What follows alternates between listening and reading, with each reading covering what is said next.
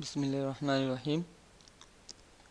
Photoshop পরিচিতি পর্বে অনুসন্ধান.com-এর পক্ষ থেকে আমি সিফাত আপনাদেরকে জানাচ্ছি সালাম ও আন্তরিক শুভেচ্ছা। আপনারা জানেন যে সমগ্র বিশ্বে ইমেজ এডিটিংয়ের জন্য যে সফটওয়্যারটি সবচেয়ে ব্যাপকভাবে ব্যবহৃত হচ্ছে তা হচ্ছে অ্যাডোবি ফটোশপ। মূলত ইমেজ এডিটিংয়ের সব ধরনের টুলস ও ফিচার বিদ্যমান থাকায় গ্রাফিক্স ডিজাইনারদের প্রথম পছন্দ এই অ্যাডোবি ফটোশপ।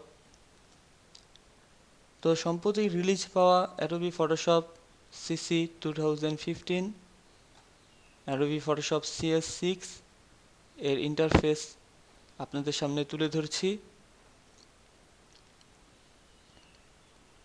তো অন্যান্য সফটওয়্যারের মতো উপরে রয়েছে মেনু বার এবং প্রতিটি মেনুতে আমরা ক্লিক করার মাধ্যমে বিস্তারিত অপশন দেখতে পারবো।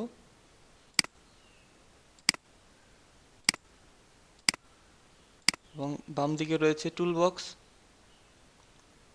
আমরা যে টুলে ক্লিক করব তার অপশন বারটি উপরে দেখতে পারবো। সাপোজ আমরা যদি ব্রাশ টুলে ক্লিক করি তাহলে ব্রাশ টুলের অপশন বারটি উপরে দেখতে পাচ্ছি। আমরা যদি পেন টুলে ক্লিক করি, পেন টুলের যে অপশন বার তা উপরে দেখাচ্ছে। আমরা আমাদের কাজের ক্ষেত্রে এখান থেকে চেঞ্জ করে ব্যবহার করব। আরেকটি বিষয় হলো, আমরা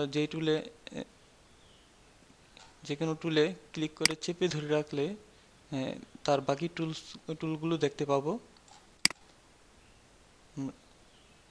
যেখানে ক্লিক করি না কেন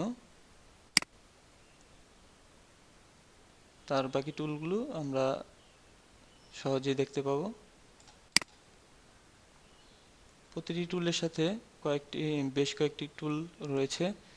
তো সবগুলোই এরকমভাবে ক্লিক করে চেপে ধরে রাখলে বাকিগুলো আমাদের সামনে শো করবে এবং সিলেক্ট থাকা অবস্থায় আমরা আমাদের কাজে ব্যবহার করব। তো টুলগুলো সিঙ্গেল কলামে রয়েছে। আমরা চাইলে এই টুল বক্সটি ডাবল কলামে নিয়ে আসতে পারি। তার জন্য এই উপরের কর্নারে এই পয়েন্টারে ক্লিক করলে এটা ডাবল কলামে চলে এসেছে। তেমনিভাবে এটা আবার চাইলে সিঙ্গেল কলামেও রাখতে পারি এবং মাউস দিয়ে ড্র্যাগ করে যে কোনো জায়গায় এটা মুভ করাতে পারি। আমাদের কাজের সুবিধার্থে যেখানে ইচ্ছা সেখানে আমরা এটা রাখতে পারি।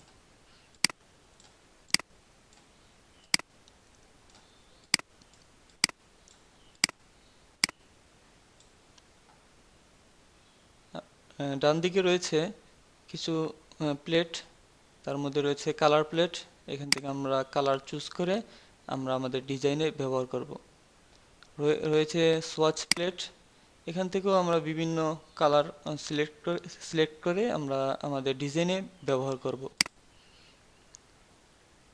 নিচে রয়েছে লাইব্রেরিজ অ্যাডজাস্টমেন্ট। ইমেজ এডিটিংয়ের সময় আমরা অ্যাডজাস্টমেন্টের ব্যবহার দেখব। লেয়ার স্টাইল, কিছু রেডিমেড স্টাইল দেওয়া আছে যার দ্বারা আমরা সহজেই আমাদের ডিজাইনকে দৃষ্টিনন্দন করে তুলতে পারবো। এবং নিচে রয়েছে লেয়ার প্লেট। তো লেয়ার প্লেট একটি গুরুত্বপূর্ণ একটি প্লেট যার দ্বারা আমরা আমাদের ডিজাইনগুলোকে আলাদা আলাদাভাবে রাখবো এবং বিভিন্ন অপশনের মাধ্যমে আমাদের ডিজাইনকে সুন্দর করে তুলব। তো লেয়ার প্লেট নিয়ে বিস্তারিত আরেকটি টিউটোরিয়াল রয়েছে। তেমনিভাবে এখানে লেয়ার প্লেটের মধ্যে রয়েছে চ্যানেল, পাথ। তো এগুলো আমরা আমাদের বিস্তারিতভাবে পরের টিউটোরিয়ালে আমরা ধীরে ধীরে দেখব। তো দেখুন, এই কালার প্লেটগুলো যে কোনো জায়গায় মুভ করানো যায়। সাপোজ আমরা যদি চাই লেয়ার প্লেটটি আমি অন্য জায়গায় রাখবো, তাও সম্ভব। যে কোনো জায়গায় আমরা রাখতে পারি, আবার চাইলে পূর্বের অবস্থায়ও নিয়ে যেতে পারি। আরেকটা বিষয়, এটা হচ্ছে এই পয়েন্টারে ক্লিক করার মাধ্যমে আমরা এটাকে শো করে রাখতে পারি, আবার চাইলে এটাকে হাইড করে রাখতে পারি। এবং যে কোনো প্লেট আমাদের যদি প্রয়োজন হয় তা আমরা সহজেই সংযোজন করতে পারি। তার জন্য আমাদের যেতে হবে উইন্ডোতে। উইন্ডো মেনু থেকে আমরা দেখুন যে সবগুলো প্লেট এখানে রয়েছে। এখান থেকে আমরা চাইলে নতুন করে সংযোজন করতে পারি। সাপোজ আমাদের যদি প্যারাগ্রাফ লেখার কাজে প্যারাগ্রাফ প্লেটটির প্রয়োজন হয়, তাহলে আমরা এখানে ক্লিক করব এবং যেই প্লেটটি আমাদের সামনে চলে এসেছে তা আমরা মাউস দিয়ে ড্র্যাগ করে আমাদের নির্দিষ্ট জায়গায় রেখে দিতে পারবো। আবার যদি চাই না এখান থেকে কোনো একটা আমাদের মুছে ফেলা দরকার, প্রয়োজন নেই, তা আমরা মুছে ফেলতে পারবো। তার জন্য মাউস দিয়ে এভাবে ড্র্যাগ করে আমরা এভাবে ক্লোজ করে দেব। তো এখানে ওয়ার্ক স্পেস রয়েছে ইসেনশিয়াল মোডে। আমরা চাইলে বিভিন্ন মোডে রাখতে পারি। রেডিমেড কিছু মোড সাজিয়ে দিয়েছে। সাপোজ যদি আমরা প্রিন্টিংয়ে ক্লিক করি, তাহলে দেখুন প্রিন্টিংয়ের জন্য যে প্লেটগুলো বেশি প্রয়োজন তা ফটোশপ সাজিয়ে দিয়েছে। তেমনিভাবে আমরা যদি 3D মোডে রাখি, 3Dর জন্য যে প্লেটগুলো বেশি প্রয়োজন তা ফটোশপ সাজিয়ে দিয়েছে। মূলত আমরা সবগুলো প্লেটই এখানে রাখতে পারি। উইন্ডো মেনু থেকে ক্লিক করে আমাদের এখানে নিয়ে আসতে পারি, আবার চাইলে বাদ দিয়েও দিতে পারি। যেহেতু কিছু কিছু জিনিস আমাদের প্লেট বেশি প্রয়োজন, তা ফটোশপ নিজে থেকে সাজিয়ে দিয়েছে। এ হলো মূল কাজটি। তো আমরা এখানে ইসেনশিয়াল মোডে রাখি, এবং কোনো কারণে যদি এগুলো মুভ করাতে গিয়ে এলোমেলো হয়ে যায়, আমরা যদি চাই যে পূর্বের অবস্থায় ফিরে যাব, তাহলে খুবই সহজ। তা হচ্ছে দেখুন প্রত্যেকটি ওয়ার্ক স্পেস রিসেট করা যায়। তো এখানে আমি যেহেতু ইসেনশিয়াল রয়েছে, আমি রিসেট ইসেনশিয়াল করছি। দেখুন পূর্বের অবস্থায় ফিরে এসেছে।